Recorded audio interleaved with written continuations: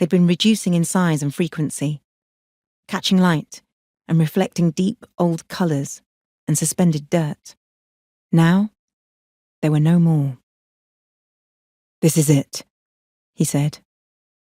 "We're past the point where ice formed down here." "Ground's still slick," Wren said. A century ago, these caves would have been mostly dry. They were in a wider passage, the floor uneven, several tall, dark cracks slashed upwards into the ceiling.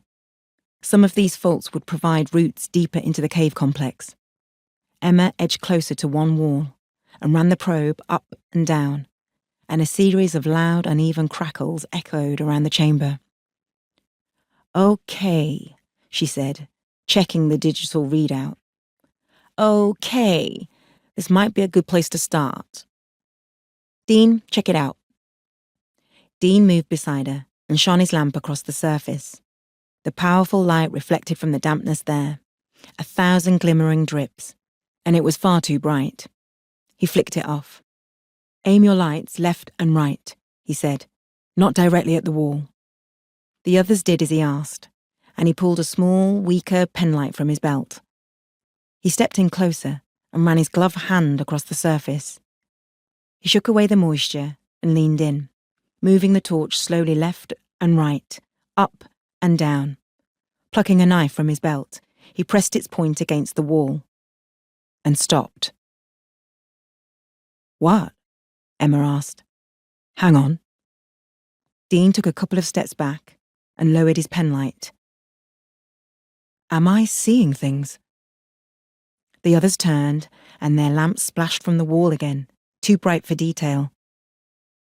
"Just penlights," Lana said, and Dean heard something in her voice. "You see it?" he asked. "Maybe." She turned off her headlamp and took out her own smaller torch, and the others followed suit. The cave became much darker, shadows crowding in from deep cracks in the walls and scampering across the ceiling as if trying to avoid being seen. "Come on, rock boy, what is it?" Wren asked. "Signs of cerium?" "Paintings," Emma said, and Dean let out a deep breath, relieved that it wasn't just him. "Holy shit," Lana said. "How old?"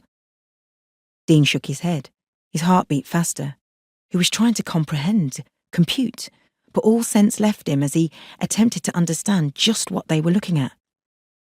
"Not just paintings," he said. "Carvings. Images carved deep into the rock, then dyed or painted in somehow. Otherwise they'd have eroded away by now." "So how old?" Emma asked, echoing Lana. "Don't know." Dean played his light back and forth across the uneven cave wall, trying to establish the extent of what they had found. He was no archaeologist, but sometimes his own expertise crossed with different disciplines that all explored and investigated Earth's history.